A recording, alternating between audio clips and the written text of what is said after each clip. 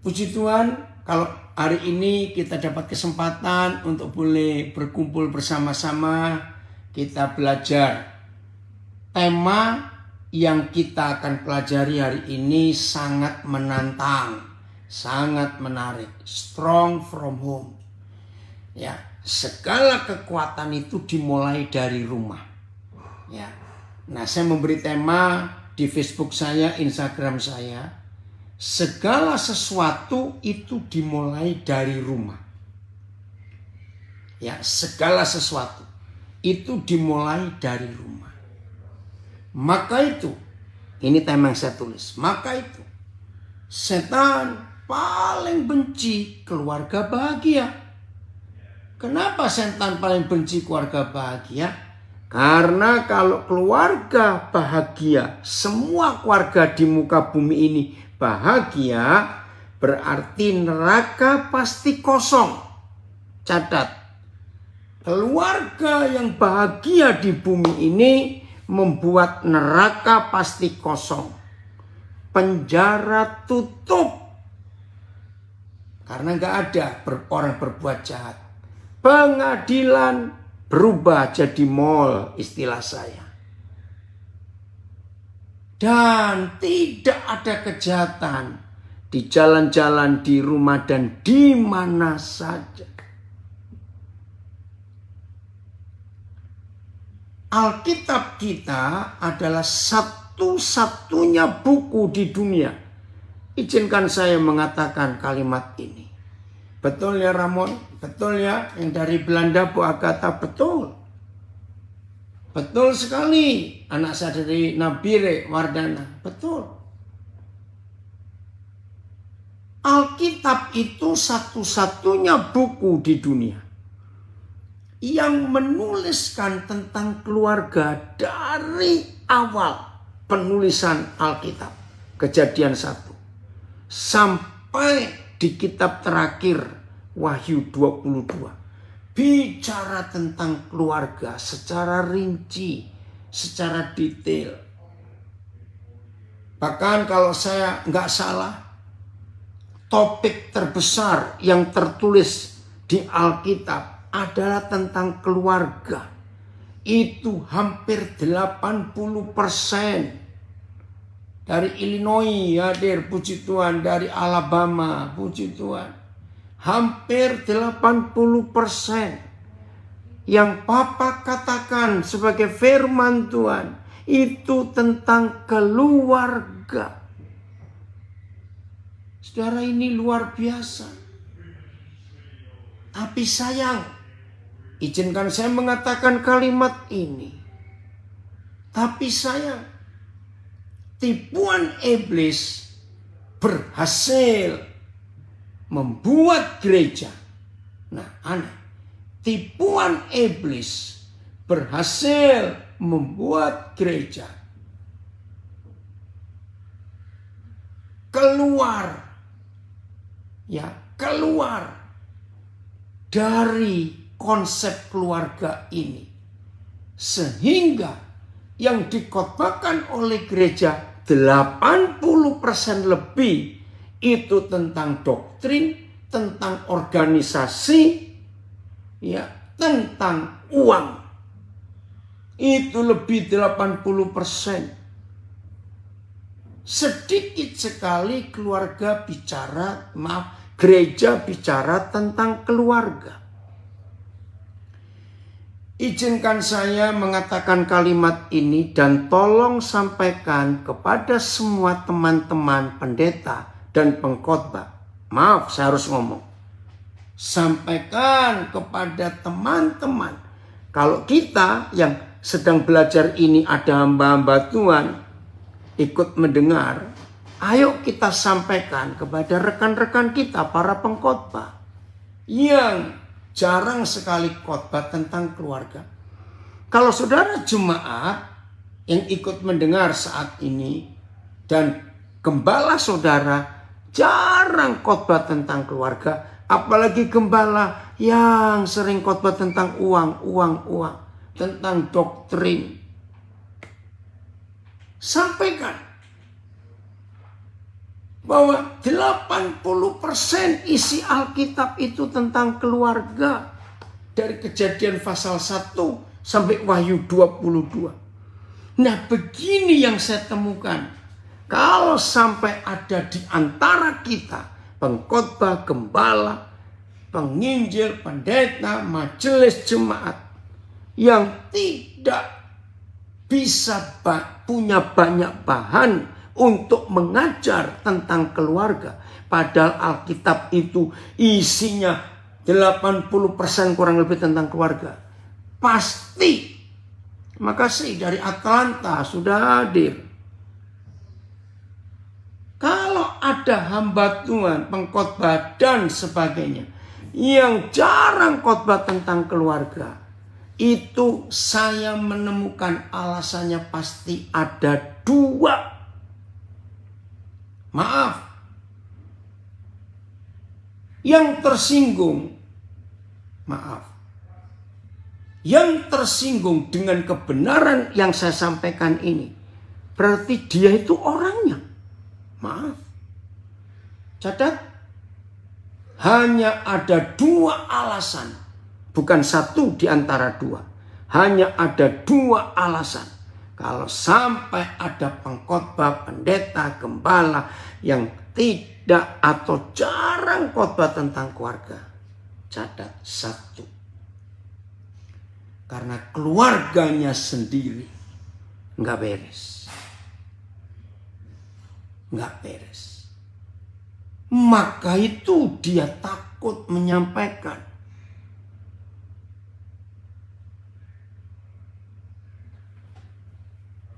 Yang kedua, dia nggak punya bahan. Karena keluarganya nggak beres. Jadi mau cerita dari bahan mana? Saudara, ini yang saya temukan. Jadi kalau keluarga hamba Tuhan itu tidak harmonis, kalau keluarga hamba Tuhan tidak bahagia, pasti dia nggak punya bahan untuk khotbah tentang keluarga. Dan yang kedua, kalau saya balik lagi, firman itu pedang bermata dua, disampaikan keluar, tapi juga ngantam ke dalam. Ini yang kita harus perhatikan.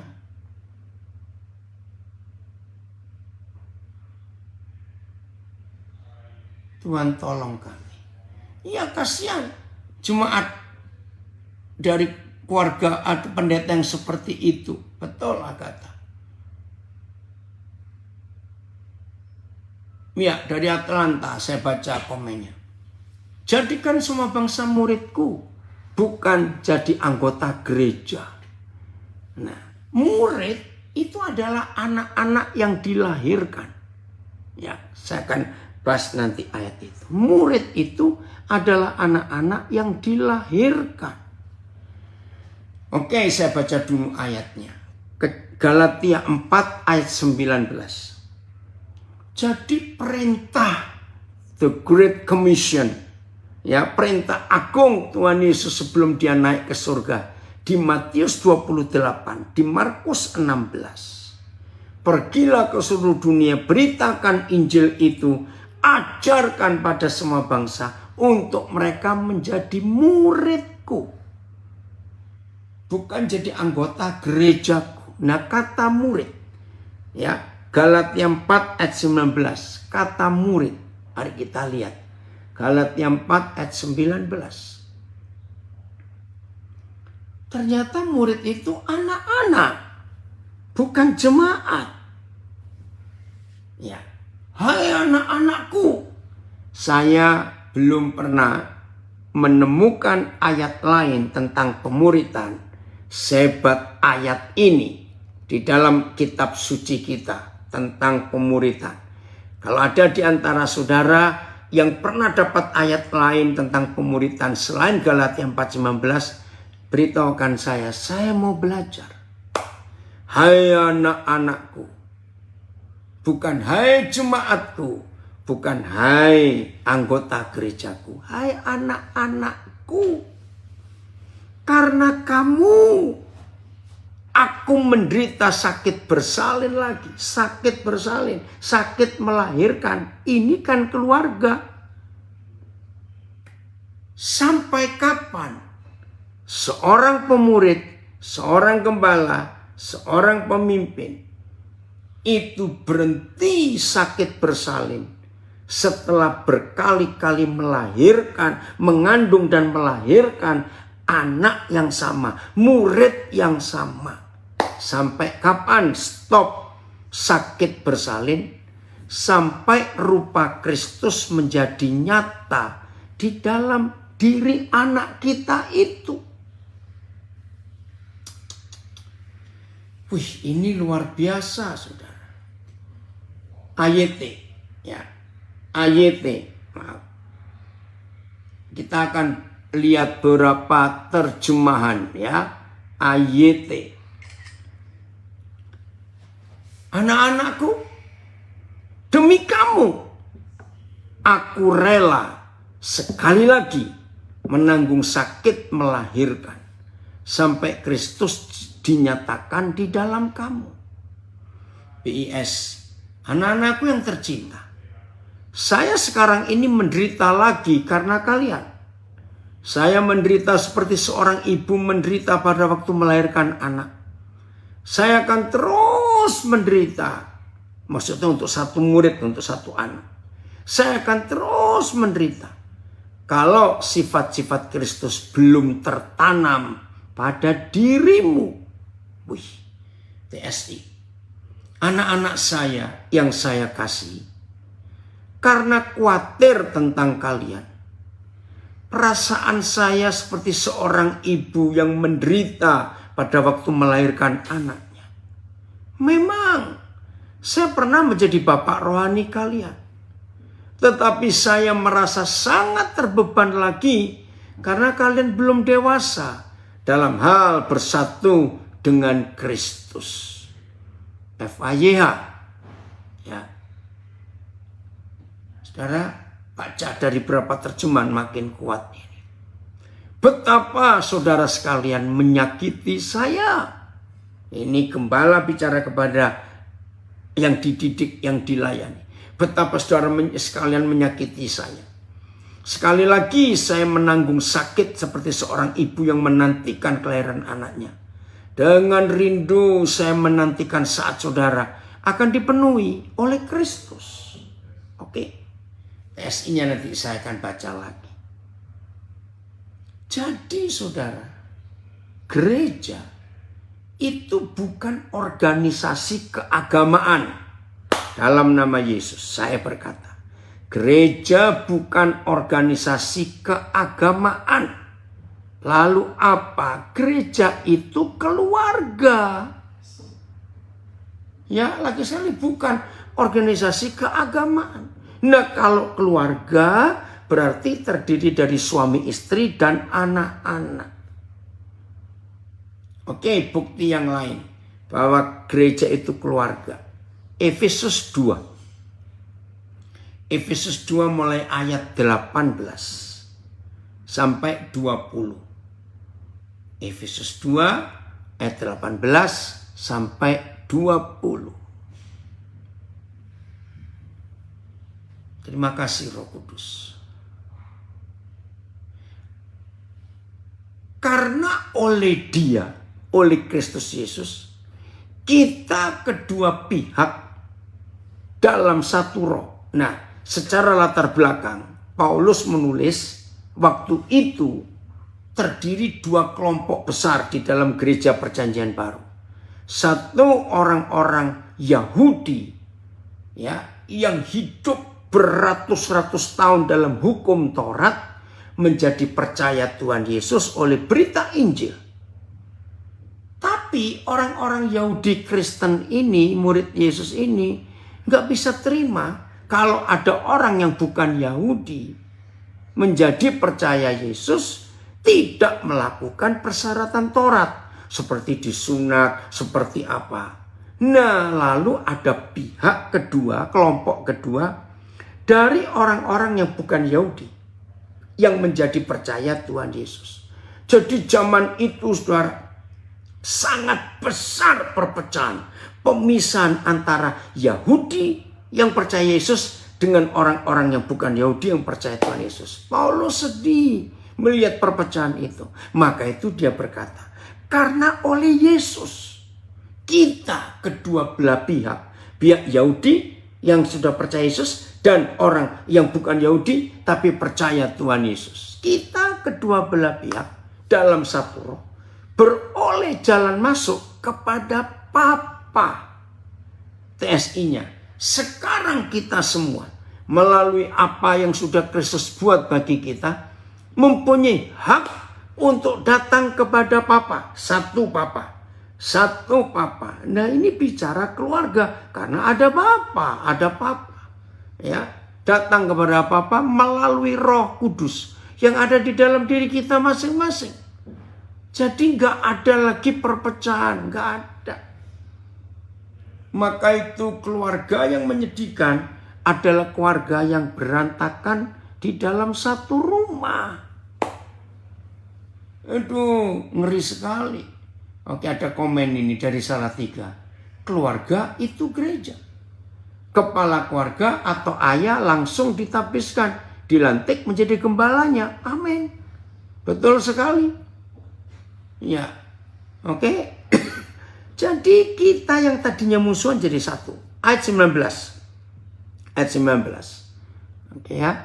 Jadi nggak ada orang lain. Oke. Demikianlah kamu. Bukan lagi orang asing dan pendatang. Bukan tamu. Bukan orang asing. Melainkan kawan sewarga. Kalau saya pakai istilah Batak, kawan semarga. Kalau saya pakai istilah Hokian, yang satu satu surname, satu nama keluarga. Dari orang-orang kudus dan anggota-anggota keluarga Tuhan. Ini gereja, keluarga. Ya. AYT. Jadi kamu bukan lagi orang-orang asing dan pendatang. Tetapi sesama warga dengan orang-orang kudus dan anggota-anggota keluarga Tuhan. PS, sebab itu kalian bukan lagi termasuk orang asing atau orang luar. Kalian sekarang adalah sama-sama warga umat Tuhan. Kalian adalah anggota-anggota keluarga Tuhan, TSI. Jadi kalian orang yang bukan Yahudi tidak dianggap lagi seperti pendatang yang tidak mempunyai hak apapun. Tetapi sekarang kalian sudah menjadi orang-orang yang disucikan oleh Tuhan. Warga kerajaan Tuhan dan anggota keluarga Tuhan. Keren ya kalau lihat ini. Nah, FIA-nya. Coba. Oh, udah ada di sini ya. Sekarang saudara bukan lagi orang asing di hadapan Yahweh atau warga asing bagi surga. Melainkan anggota keluarga Yahweh serta warga kerajaan Yahweh bersama-sama dengan orang Kristen yang lain. Nah, keluarga. Jadi gereja itu keluarga, bukan organisasi keagamaan. Bukan non-profit organization. No, kita ini keluarga. Apalagi kalau darah yang sama, yaitu darah anak domba, itu mengalir di seluruh tubuh yang percaya Yesus. Nah, kalau satu darah apa? Ayat 20. Keluarga, satu darah. Ayat 20. Yang dibangun di atas para rasul dan para nabi dengan Kristus Yesus sebagai batu penjurunya. TSI, kita semua menjadi sebuah rumah yang dibangun di atas batu-batu fondasi yang besar yang melambangkan para nabi dan rasul, dan batu fondasi yang terutama ialah Kristus Yesus sendiri. Ini luar biasa saudara. FIA-nya, betapa kuat dasar tempat saudara berpijak, yaitu para rasul dan para nabi. Sedangkan yang menjadi batu penjuru bangunan ialah Yesus Kristus sendiri. Saudara, ini luar biasa. Nah, maka itu sampai hari ini, semua panitia atau keluarga atau perusahaan atau siapa saja yang mau bangun bangunan gedung, mengapa harus ada peletakan batu pertama? Nah, batu pertama itu dalam istilah perjanjian baru adalah batu penjuru. Nah, jadi semua orang yang membangun tidak boleh melenceng dari batu, peletakan batu pertama atau batu penjuru. Dan batu itu adalah Tuhan Yesus. Saudara, ini yang kita harus tahu. Jadi gereja itu keluarga. Bukan anggota organisasi. Jelas ya? Nah, kata keluarga itu punya 3 unsur. Kata keluarga, arti keluarga itu punya 3 unsur. Papa mama. Ya, unsur pertama adalah suami istri, lalu menjadi papa mama. Ini unsur pertamanya. Unsur keduanya adalah anak-anak dari papa mama ini. Unsur ketiganya, 3 partai ini, papa, mama, anak-anak, itu terikat kuat di dalam satu darah. Ya, terikat kuat di dalam satu darah. Wih, ini luar biasa. Ya, ini tulisan apaan sebentar ya? Oh, dari Oke. Ya.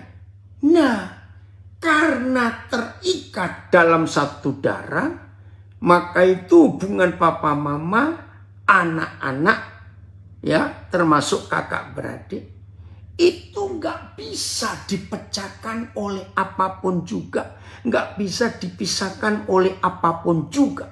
Nggak bisa. Karena darah dari papa. Ya, saya berkata papa adalah ayah dalam keluarga itu. Tapi ada darah dari papa di surga. Karena darah Yesus itu bukan dari Yusuf, tapi dari Roh Kudus.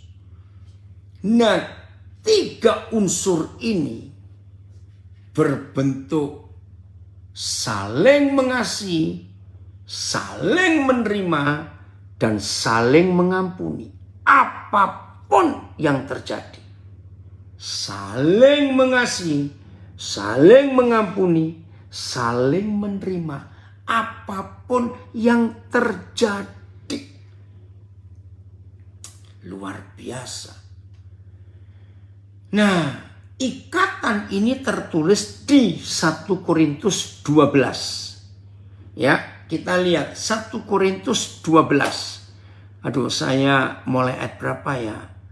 Coba mulai ayat yang ke-16. 1 Korintus 12, mulai 16. Ya. Ini ikatan yang luar biasa. Nah, saya langsung potong ya. Dan andai kata telinga berkata, karena aku bukan mata, aku tidak termasuk tubuh. Jadi benarkah ia tidak termasuk tubuh? Ayat 17. Ya. Semuanya itu saudara baca nanti dari ayat 12. Saya minta saudara yang belum pernah baca 1 Korintus 12, mulai ayat 12 saudara baca. Ya. Andai kata tubuh seluruhnya mata, di manakah pendengaran? Andai kata seluruhnya adalah telinga, di manakah penciuman? Terus 18. Tetapi Tuhan telah memberikan kepada anggota masing-masing secara khusus suatu tempat pada tubuh seperti yang dikehendakinya. Ayat 15. Andai kata semuanya adalah satu anggota, di manakah tubuh? Jadi tangan semua, menakutkan kalau semuanya tangan, kaki semua. Nah, setan berhasil membuat ini yang sealiran. Maaf, maka itu rusak.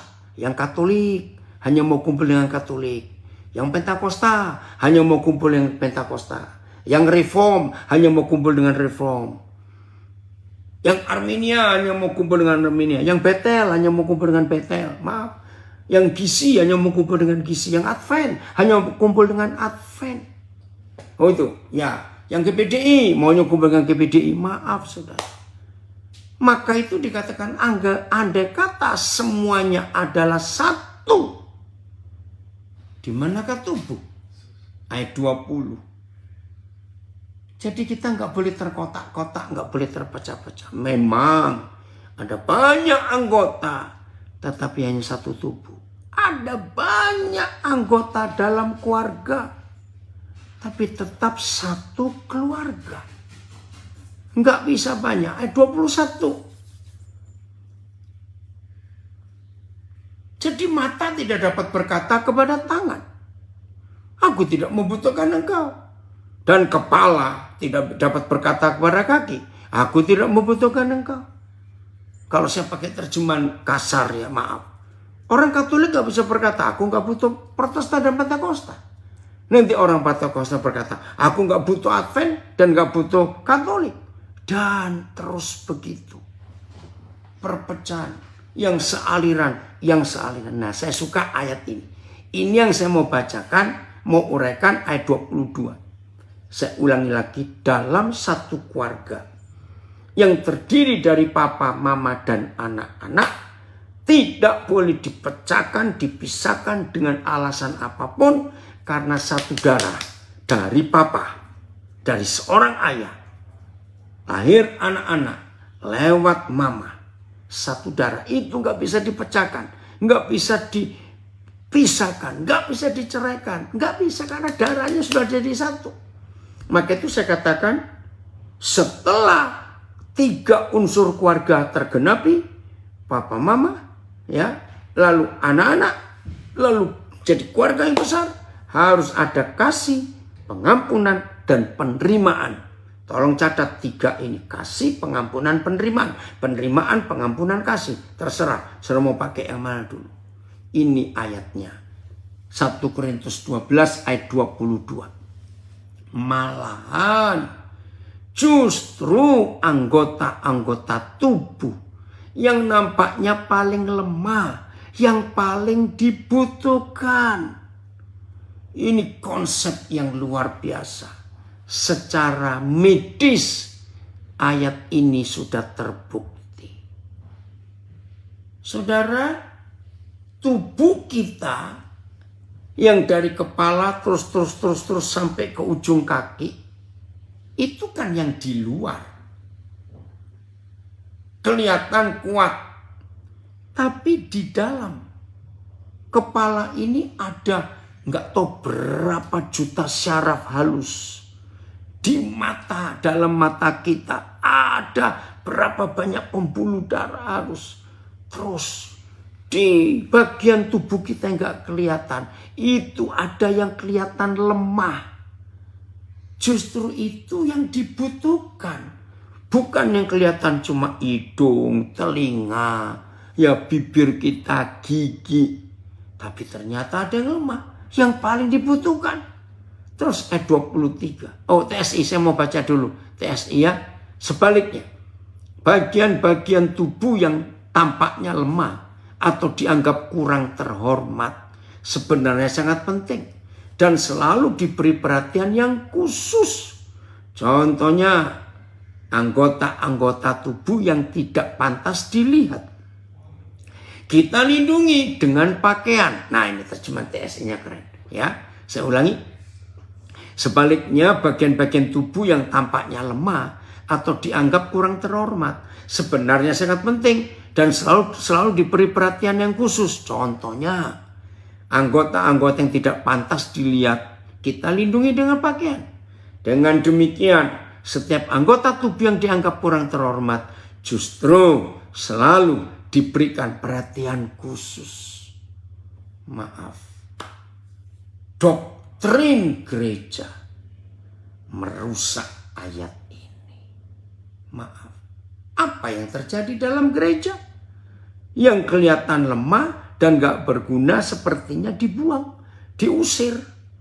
Karena tidak sealiran. Maaf. Mengerikan sekali, saudara. Jadi ini keren. Ada 23-nya, Filipus.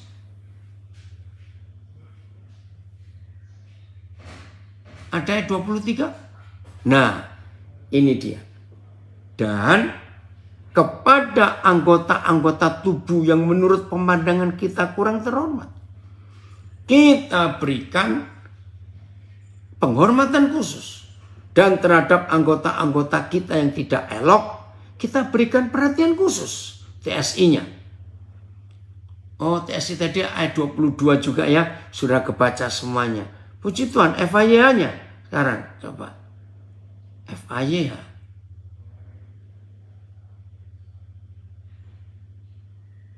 Ya. Bahkan kita bergembira. Ya, kita bergembira memiliki bagian yang nampaknya agak janggal. Dan dengan hati-hati kita menjaga supaya bagian-bagian yang tidak patut dilihat orang jangan sampai terlihat. Puji Tuhan. Ada istilah itu. Terima kasih Tuhan untuk pengertian yang luar biasa. Jadi saudara, kita nggak boleh merasa malu ya dengan anggota-anggota tubuh, anggota keluarga kita yang sepertinya kurang terhormat. Ya. Betul, menjadi perenungannya An, benar. Ya, sebentar An, ini tadi yang ditulis David, Dev, ini maksudnya apa ya? Papa kurang mengerti. Dev? Ya Pak. Enggak, iya, ini ada tulisan yang An share ini maksudnya apa? From Dev Alexander to everyone. Hanya ada satu lembaga atau wadah tempat orang berkumpul, bekerja sama secara berencana. Oh, maaf, ini Papa baru jelas. Ya, ini dari Dev yang punya ide untuk kita buat ibadah Zoom tentang strong from home ini. Ya, saya akan baca. Ini bagus. Hanya ada satu lembaga atau wadah atau tempat orang-orang berkumpul, bekerja sama secara berencana, terorganisasi, terkendali, terpimpin dengan memanfaatkan sumber daya untuk satu tujuan yang sudah ditetapkan, yang diakui oleh Bapa di surga, yaitu keluarga. Karena Dia yang membentuknya sendiri. Puji Tuhan. Nah, sekarang ya, saya akan buktikan kepada saudara, khususnya yang belum pernah dengar pengertian keluarga dari Alkitab. Segala sesuatu dimulai dalam rumah. A home, bukan a house. Beda ya, a home dengan a house itu beda. Dalam bahasa Indonesia hanya ada satu kata, rumah. Tapi sebetulnya tidak bisa. Oke, dari Atlanta saya baca. Semua doktrin di dunia memiliki satu kesamaan, yaitu semua pikir paling benar. Betul. Jadi doktrin dilahirkan oleh satu pemikiran bahwa dia dan kelompoknya paling benar, yang lain salah. Ini yang jadi masalah kalau hidup sesuai doktrin. Betul. Selalu menganggap rendah yang lain. Karena dirinya merasa paling hebat. Bukan sesuai dengan firman Tuhan. Terima kasih. Orang Belanda bilang klopt. Tepat. Iya. Oke. Nah, saya buktikan. Tolong yang belum pernah tahu, biarlah hari ini tahu. Segala sesuatu itu dimulai dari keluarga. Segala sesuatu. Bagi yang baru tahu hari ini, ayo, wow, Yonas, ini anak saya yang di Taiwan. Sudah lama nih Papa nggak dengar kabarmu. Puji Tuhan ya. Nanti coba selesai ini kamu WA Papa ya. Ya. Saudara, perhatikan. Segala sesuatu dimulai dari rumah. Saya persingkat. Kita, Papa, Mama, dan anak-anak ingin sehat atau sakit-sakitan? Dengar.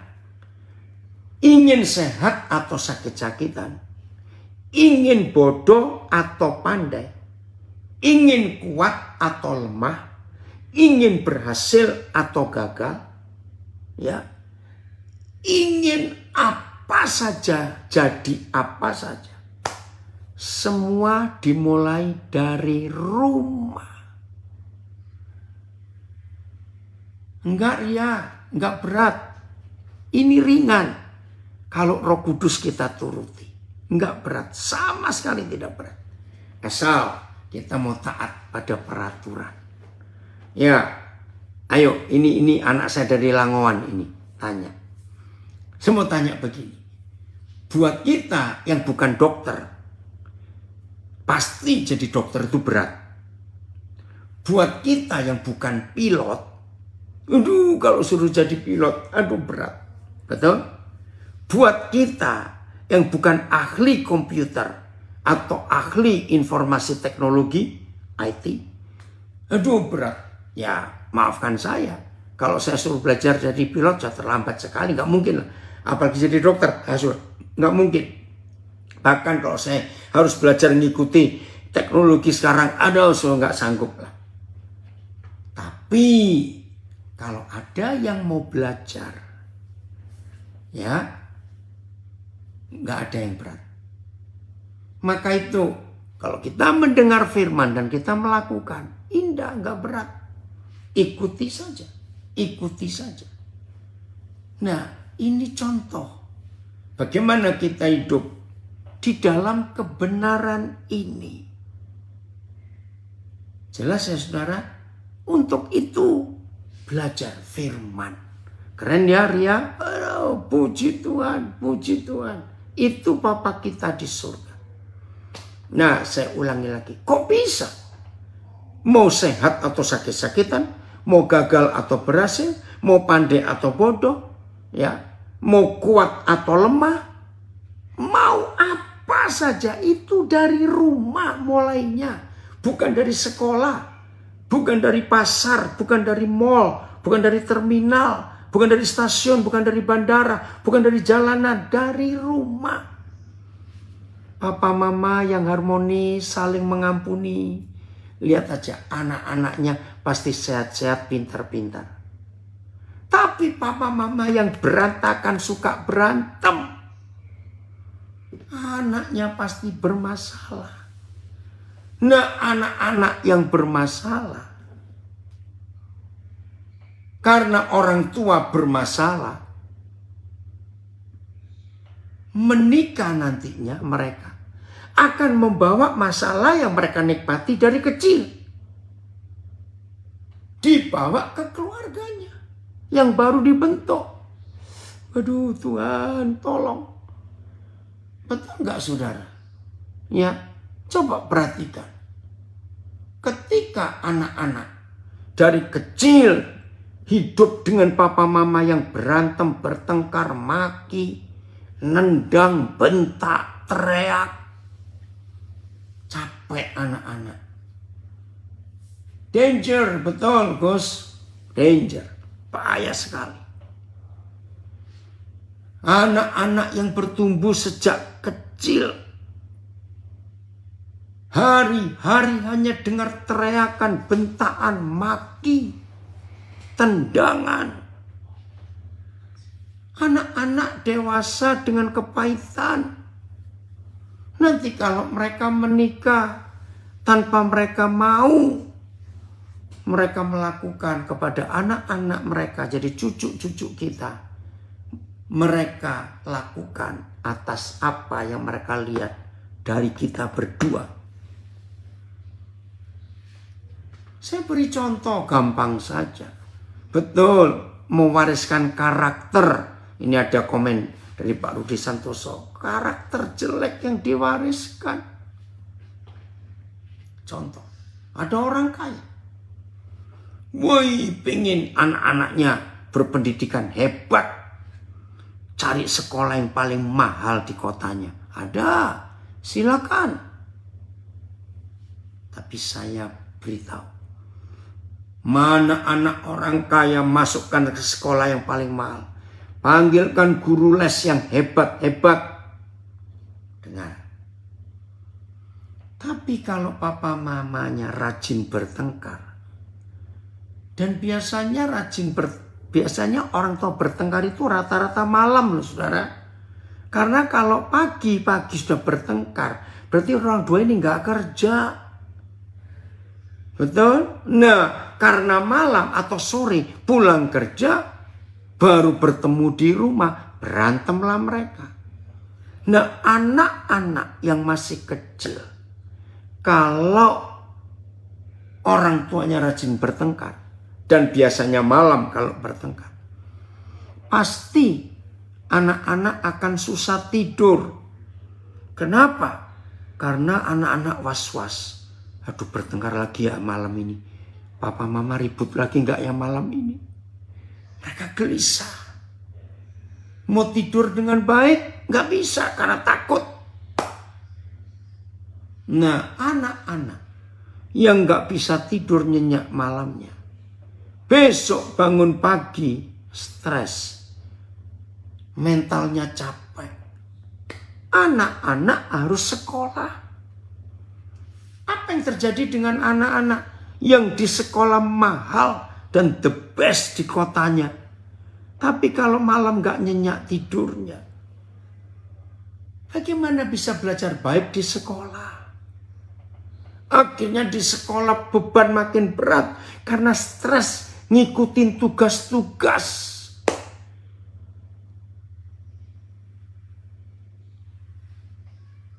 Di rumah stres, di sekolah stres. Betul. Aduh, ini ada anak saya yang ngomong, I've been there, hell on earth. Ampuni kami Tuhan.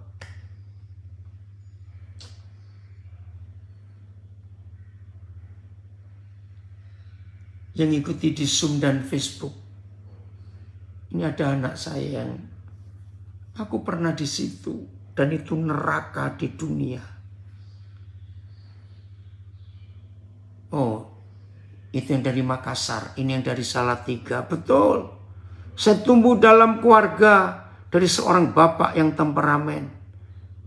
Kemudian bagi Tuhan ya nak, bersyukur saya ketemu Papa Daniel. Ini dari Salatiga. Saudara, ayo, stop. Papa mama rajin bertengkar. Terus gimana caranya? Cuma ada satu cara. Ampuni. Ampuni.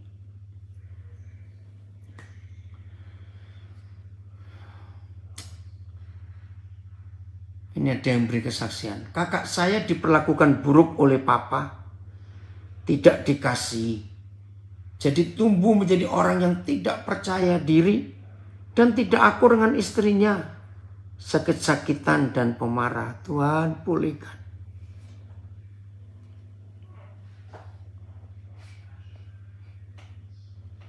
Jadi saya harap semua kita yang sudah menikah, tapi kita papa mama menciptakan neraka di bumi, hari ini berdamai, mengampuni, mengampuni. Saya baca komen ini. Keluarga adalah masterpiece dari ciptaan Tuhan mula-mula yang memiliki seluruh karakter Bapa untuk semua anak-anaknya. Bisa merasakan kasihnya dan belajar mengasihi. Amin. Masterpiece. Karya, mahakarya bahasa Indonesia. Mahakarya. Lagi sekali. Mudah-mudahan kalimat ini membuat saudara mengerti. Hanya satu cara untuk menyelesaikan, merubah neraka di bumi jadi surga. Papa mama, mengampuni. Jangan berkata sulit, enggak bisa. Ini ada yang komen ini, scary, menakutkan, menyeramkan. Justru yang paling mungkin kita sakiti itu, kecuali orang yang paling kita sayang, entah secara verbal atau secara enggak langsung. Betul. Makasih ya Pak, ini anak saya dari Bandung. Matikan ego sebagai suami ataupun istri. Benar, supaya kita bisa saling mengampuni. Ada yang cerita lagi, saya pernah melewati itu semua. Hampir setiap malam orang tua ribut sampai bawa pisau.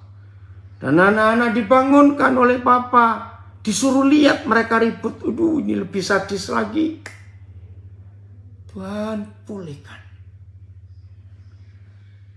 Maka itu rekan-rekan saya, para pendeta, para gembala, para pengkhotbah, majelis jemaat penginjil, jangan sibuk ngurusin organisasi, kursi gereja rusak, AC rusak perlu renovasi, maaf. Ayo urusin keluarga. Dari keluarga kita, para pemimpin, sampai keluarga jemaat. Ada komen di Facebook, saya nggak kenal dari siapa ini. Jika semua orang bisa hidup seperti perintah di Yohanes berapa ya? Nggak ada itu, 4:3, 10 maaf ya. Yohanes berapa? Bumi ini akan jadi damai seperti surga. Betul.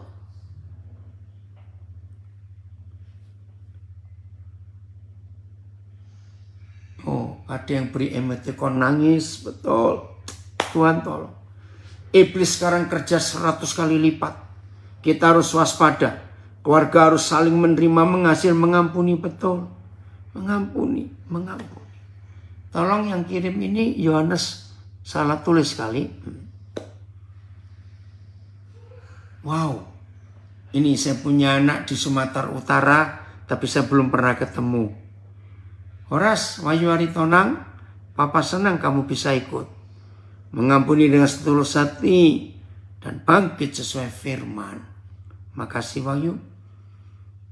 Nah, anak ini gurunya adalah salah satu anak saya, Dorma. Nah, suatu kali Dorma ini ngajar di kelas. Lalu melihat yang namanya muridnya nih, Wahyu terima kasih ya. Nah, ternyata dia ditinggal oleh papanya. Ini dia. Puji Tuhan Wahyu, walaupun kita belum pernah ketemu, tapi Papa senang kamu suka belajar. Jadi Papa Mama, ayo kita saling mengampuni. Sudahlah, gak usah ingat-ingat yang dulu. Tolong yang susah mengampuni, lakukan 3 hal ini. Ya, supaya gampang. Lakukan 3 hal ini untuk kita bisa mengampuni. 1. Sejahat-jahatnya seseorang melakukan yang jahat kepada kita. Dengar ya. Sejahat-jahatnya seseorang melakukan yang jahat kepada kita. Tetap kejahatan kita kepada Bapa di surga dan kepada Tuhan Yesus jauh lebih jahat daripada yang orang itu lakukan jahat kepada kita. Renungkan. Saya ulangi. Untuk bisa mengampuni, ingat 3 hal ini. 1. Sejahat-jahatnya yang orang lain lakukan terhadap diri kita,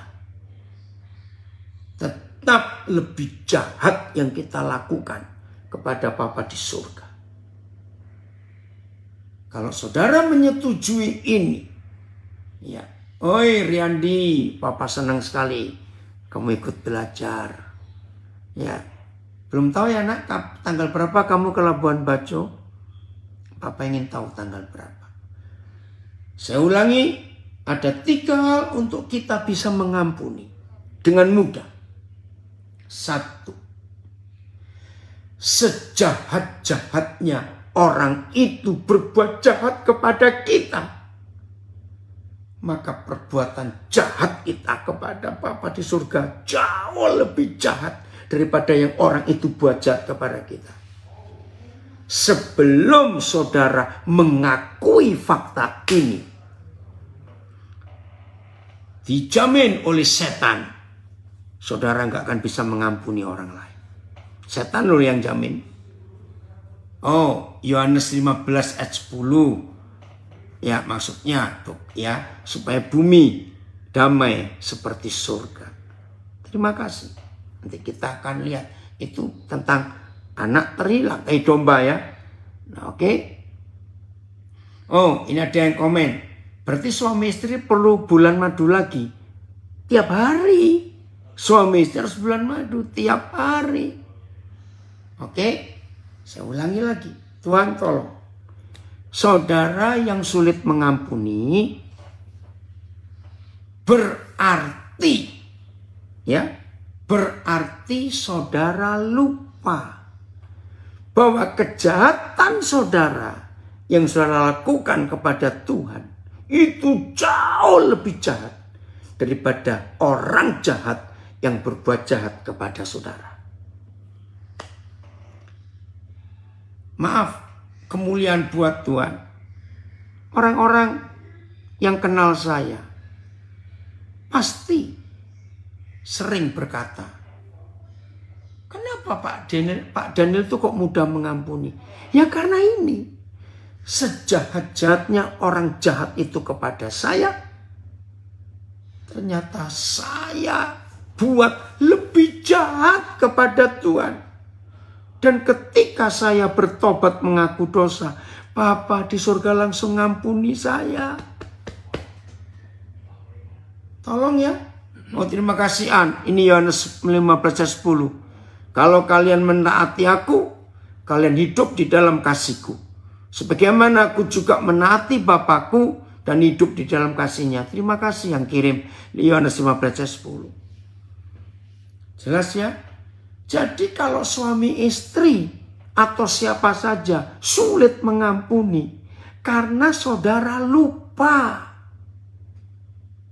bahwa Tuhan sudah mengampuni saudara. Aduh. Tuhan sudah mengampuni kita yang jauh lebih jahat daripada apa yang orang itu buat atas kita. Kita jauh lebih jahat berbuat jahat kepada Tuhan. Dengar, yang kedua, supaya saudara nggak sulit mengampuni. Yang kedua, perhatikan. Biasanya orang sulit mengampuni itu karena nggak mau rugi, dirugikan. Ya, baik secara material maupun secara moral istilahnya. Secara uang, harta benda dirugikan, juga secara perasaan, harga diri. Maka itu sulit mengampuni. Nah, sekarang kita balik. Waktu kita berdosa, papa kita sangat sedih. Tuhan rugi semuanya. Lihat itu peristiwa Taman Eden. Waktu, Feni, Sabtu nanti ketemu ya. Koden sampai di Sydney Sabtu, Feni. Beritahu yang lain. Kalau sampai, perhatikan, kalau sampai ada saudara nggak bisa mengampuni saudaramu karena saudara merasa dirugikan, baik secara moral, ya, itu artinya secara perasaan, harga diri, atau secara material, secara harta benda.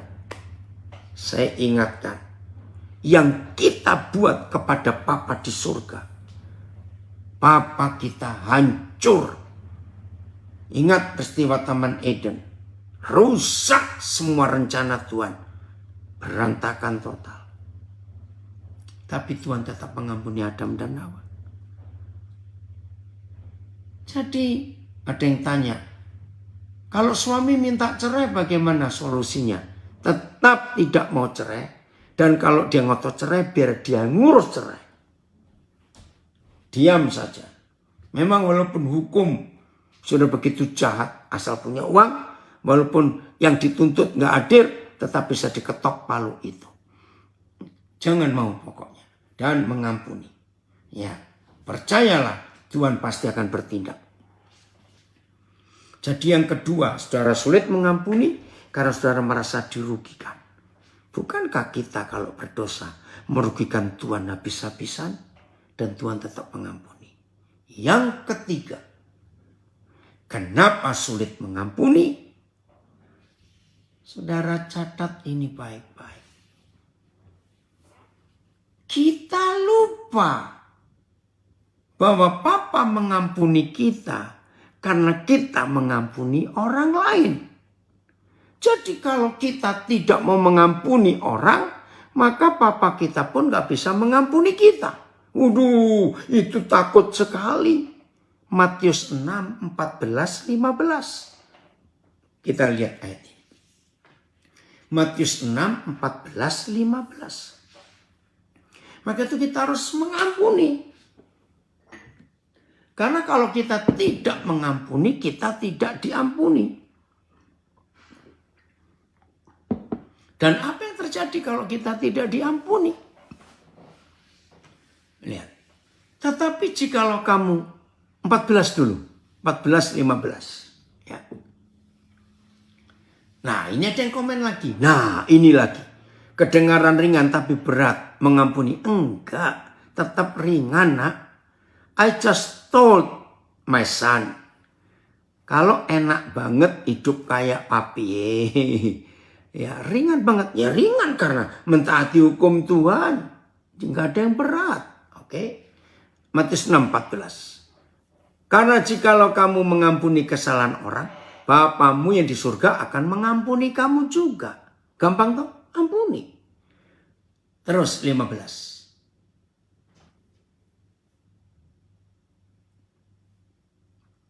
Tetapi jikalau kamu tidak mengampuni orang, Bapamu juga tidak akan mengampuni kesalahanmu. TSI.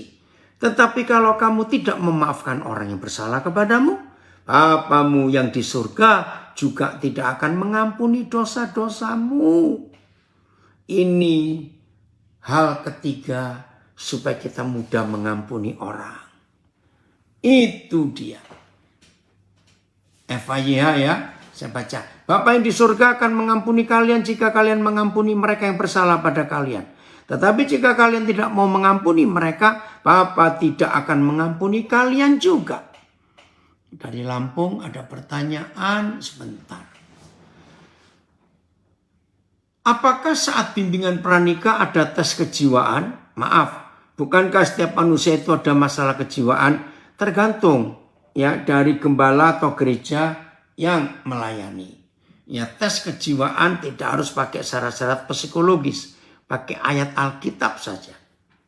Banyak. Itu ya. Wow, ini dari Kutai Barat, dari pedalaman Sungai Mahakam. Ada yang komen. Mengampuni saudara kita itu 70 kali 7 kali. Tidak terbatas. Tiada akhir.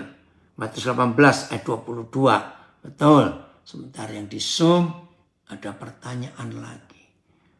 Kalau kesel aja bukan berarti tidak mengampuni. Iya, kesel saja itu tidak mengampuni. Kesel, jengkel itu kakak beradik kandung. Hati-hati. Ya, jadi saya nggak benci, saya nggak marah, cuma kesel. Sama, Oon, dengar itu baik-baik. Saya nggak kesel, cuma jengkel, sama. Dengar itu baik-baik. Tuhan tolong kami semuanya. Supaya mulai hari ini, semua kita bisa mengampuni. Saya ulangi ya, 3 hal supaya gampang. 1. Sejajarnya orang buat jahat kepada kita. Yang kita buat kepada Bapa jauh lebih jahat. Yang kedua, jangan merasa dirugikan. Material maupun moral. Papa kita rugikan habis-habisan karena kita berdosa kepada dia. Dan dia mengampuni. Yang ketiga, kita nggak akan diampuni kalau kita nggak mengampuni saudara kita. Aduh. Ini ada kesaksian lagi. Saya nggak kenal siapa ini. Malam Pak Pendeta. Sejak kecil saya menyaksikan ortu saya bertengkar, ribut. Karena papa punya will. Kemudian mereka bercerai. Dan kemudian mama menikah lagi. Masa muda saya hancur dalam dosa. Padahal saya Kristen. Sekarang saya menantikan kehadiran buah hati. Dalam usia saya yang sudah 11 tahun. Sebelum menikah maksudnya. Meski dalam ketakutan akan masa lalu ortu saya. Saya sudah mengampuni orang tua saya. Dan sekarang sedang menantikan kehadiran anak. Puji Tuhan. Kalau ibu sudah mengampuni papa mama. Percayalah pengampunan membawa pemulihan. Nggak usah takut, anak yang kan ibu lahirkan sebentar lagi. Wih, menanti 11 tahun dalam pernikahannya. Puji Tuhan, anak ini akan bahagia karena punya papa mama yang bisa mengampuni. Terima kasih Tuhan. Wow, Wahyu Aritonang, hebat. Ini anak saya yang saya belum pernah ketemu ini. Mengirimkan Kolose 3:21. Hai bapak-bapak, janganlah sakiti hati anakmu, supaya jangan tawar hatinya. Terima kasih Wahyu, untuk kamu. Wah, ini anak saya lagi, Yosua Tangkere. Udah berapa tahun nak papa nggak ketemu kamu?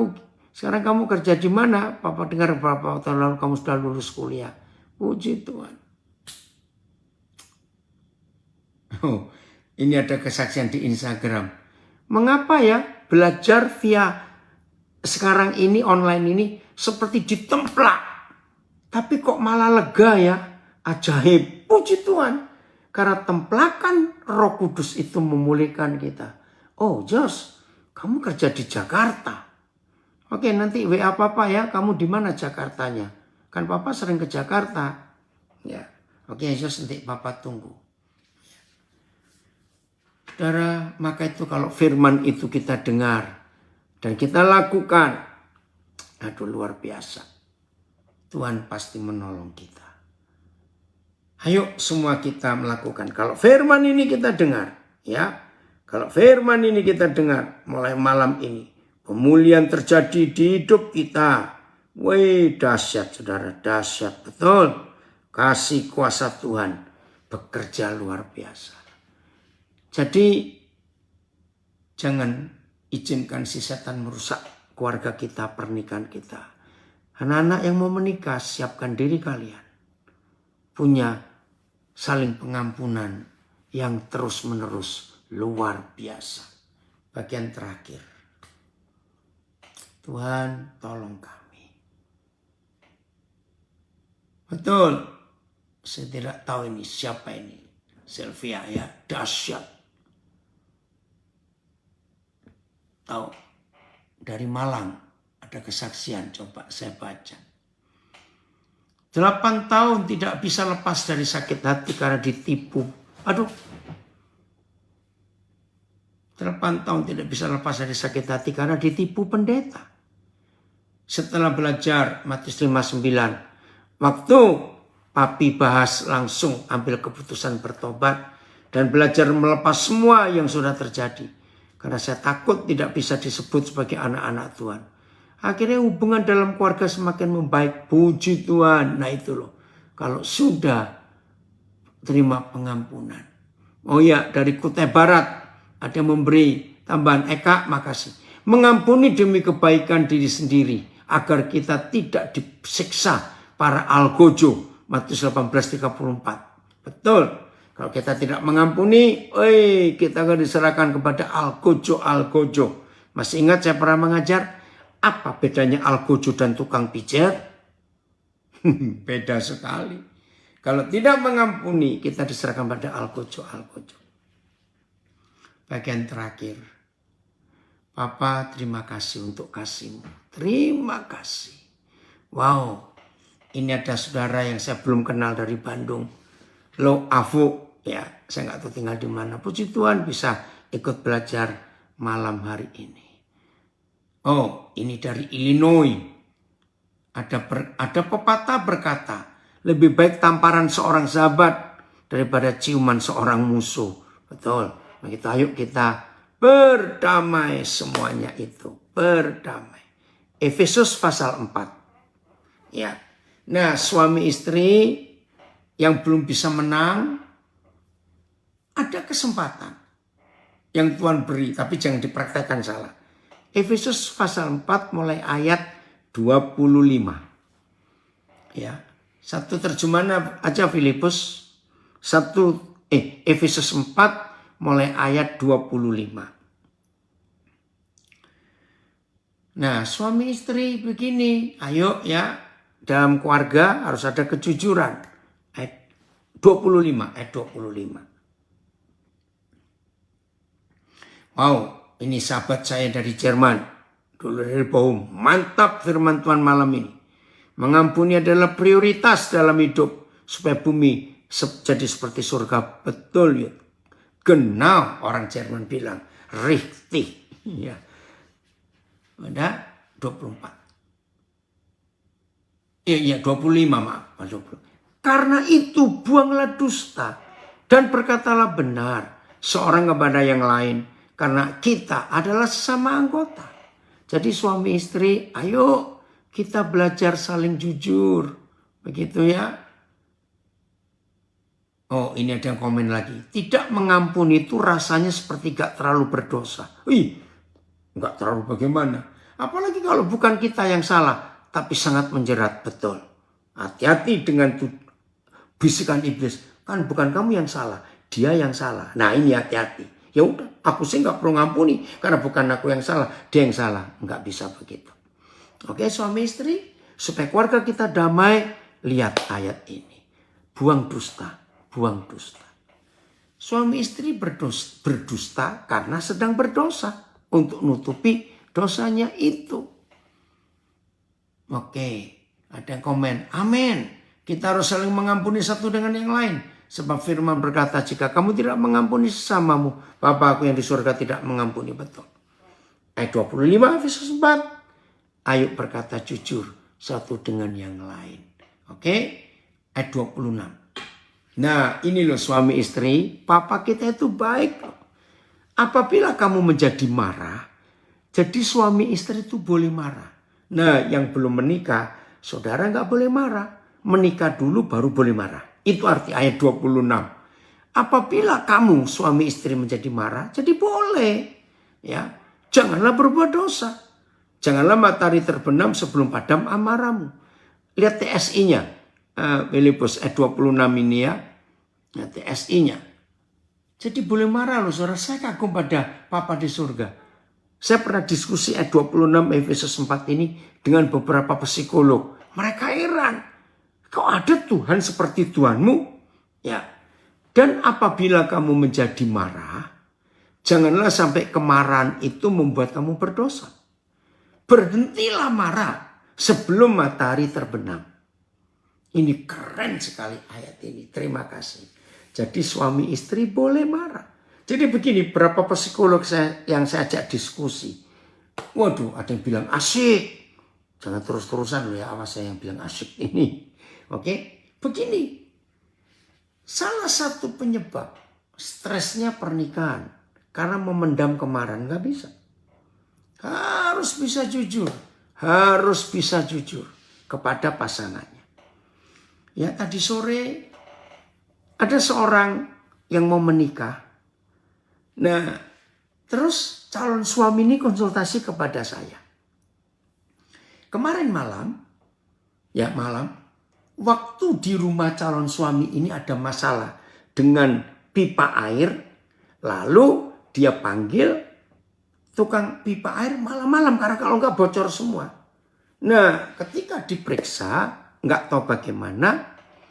Loh, padahal enggak tahu bocornya. Tapi, nah waktu dia ada tukang pipa air datang ke rumah, dia itu lagi video call dengan calonnya. Jadi ketika dia diskusi dengan tukang pipa air ini, calonnya dengar. Lah enggak tahu bagaimana ngomongnya apa, ya ini cuma ceritanya. Lalu si calon istri ini marah. Dia bilang, kamu gak boleh berkata begitu kepada tukang air itu. Itu kasar sekali. Saudara, akhirnya mereka 2 ribut. Nah, dalam keributan itu, saya ajarkan. Justru kalian dua harus bersyukur bisa ada keributan ini. Supaya kalian saling kenal. Itu loh, maka itu saya kalau konseling pranikah, pertanyaan saya yang klasik adalah, selama kalian pacaran ini sering bertengkar atau tidak? Nah, kalau jawabannya, aduh kami baik-baik kok, hampir nggak pernah bertengkar. Saya berkata, maaf, pernikahan ditunda. Lu kenapa? Justru nggak sehat kalau selama pacaran nggak rajin bertengkar. Lu maksudnya, ada 2 keuntungan. Selama pacaran rajin bertengkar, jangan hindari pertengkaran. 1 alasannya. supaya kalian dua tahu siapa calon suamimu dan siapa calon istrimu. Ketika kamu gak suka dengan perlakuan calonmu, ungkapkan. Tapi bukan untuk diperbesar, supaya calonmu belajar. Oh, aku tahu siapa calon suamiku. Dia gak suka kalau aku begini. Begitu pula si calon suami. Oh, aku tahu sekarang. Calon istriku gak suka kalau aku begini. Nah, itu baik. Justru bahaya kalau pacaran sering ada kalimat ini, ya udah aku ngalah demi kamu. Wih, itu bahaya sekali. Bisa jadi bom waktu dalam pernikahan. Karena selama pacaran ngempet terus nahan, ya udah demi kamu, ya udah demi kamu. Begitu menikah pasti berkata, enggak ada lagi demi kamu. Wah, ribut, terlambat. Maka itu kalau pacaran rajin-rajinlah bertengkar. Supaya saling kenal. Bukan untuk diperpanjang. Bukan untuk ributkan lagi. Warum ongeson Frau Hendrikman. Jadi bertengkarlah sesering mungkin. Supaya kenal. Nah, alasan saya kedua. Kalau saya konseling pranikah. Kenapa calon suami istri rajin bertengkar? Habiskan pelurumu. Selama belum jadi suami istri. Supaya begitu jadi suami istri, pelurumu sudah habis. Lalu nanti kalau bertengkar pakai pistol, air. Keren. Betul nggak? Ngerti ya? Itu. Yang boleh bertengkar cuma suami istri ya. Pacaran nggak boleh, tapi berdebat panas saja ya nggak apa-apa. Itu. Bukan bertengkar, marah. Beda loh, bertengkar dengan marah itu beda. Ini suami istri. Jadi bagus kalau marah suami istri. Nah, para psikolog berkata, kemarahan yang dipendam itu membuat sakit, betul. Maka itu lepaskan kalau lagi marah yang sudah menikah. Tapi jangan lewat matahari terbenam. Begitu mulai sore, Papa Ma bilang, maafkan ya Pak, maafkan ya Ma. Wah, berdamai lagi, tertawa lagi. Wah, bergurau lagi. Naik ke tempat tidur. Berdamai. Wah, bersekutu lagi. Macam-macam dilakukan tempat tidur dengan damai. Begitu besok bangun. Ayat ini tensesnya present continuous tense. Begitu besok bangun. Siapa berteriak dulu. Lanjut. Kemarin kamu ngapain bisa begitu? Peranglah sampai sore lagi. Aduh, sorry ya kemarin begitu aku nggak. Aduh, minta maaf. Aduh, saudara. Kalau tidak, 27. Kalau suami istri tidak berdamai setelah matahari terbenam, lihat ayat 27, menakutkan sekali. Apa itu ayat 27?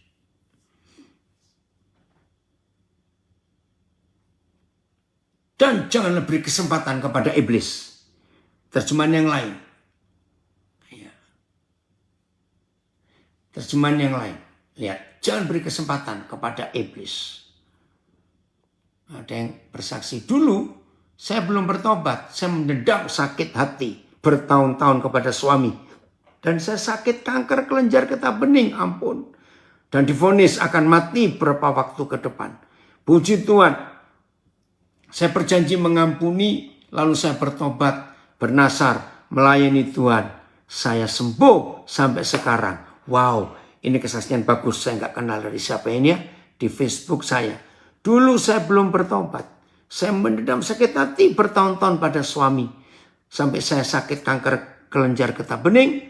Dan saya divonis akan mati beberapa waktu ke depan. Puji Tuhan, saya berjanji mengampuni, bertobat, bernasar, melayani Tuhan. Saya sembuh sampai sekarang. Puji Tuhan. Dalam hal itu, dalam hal apa? Dalam hal suami istri marah, jangan beri kesempatan kepada iblis untuk mengalahkanmu. Nah, kapan iblis dapat kesempatan? Ya, ketika suami istri sudah matahari terbenam tidak mengampuni.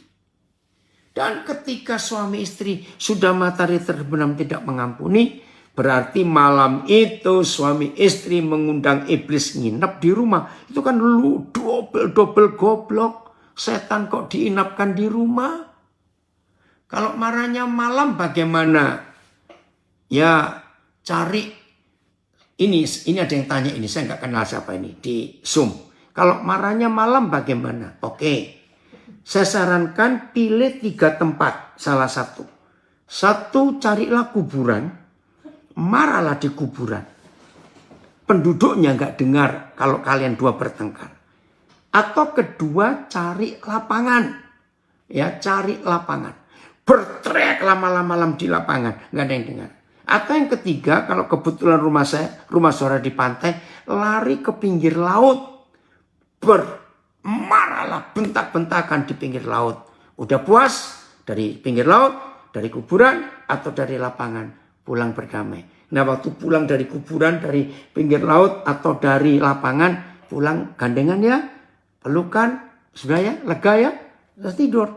Itu saran saya kalau marahnya malam. Ini ada yang tanya masalahnya. Jadi saya jawab. Aduh, luar biasa. Wih, ini ada komen. Pelihara marah sama dengan pelihara iblis. Iya, kok peternak setan? Goblok sekali itu peternak setan. Oh, ada yang komen dari Salatiga. Ada-ada saja pertanyaannya ya. Loh, bisa tuh kita bertengkar malam suami istri bisa. Oke ya. Jadi kalau keluarga kita keluarga bahagia, keluarga harmonis, aduh hidup ini bahagia sekali, anak-anak kita sehat semuanya. Oke ya, jadi segala sesuatu dimulai dari rumah. Yang baik maupun yang tidak baik. Wah, ada komen, saya nggak tahu siapa ini. Solusi mantap. Betul. Haleluya. Jadi yang belum punya rumah, mau beli, coba pilih yang dekat kuburan satu, atau dekat lapangan, atau di pinggir pantai. Jadi kalau mau bertengkar malam, langsung ke tempat itu. Tuhan Yesus memberkati kita semuanya. Dan jadilah pelaku firman. Suami istri berdamai, berdamai, berdamai. Apa ini? Ada yang komen dari Surabaya. Apa sih aneh-aneh ya komennya. Gak marah, tapi gak mau pakai barang pemberiannya. Dosa enggak? Ya dosa.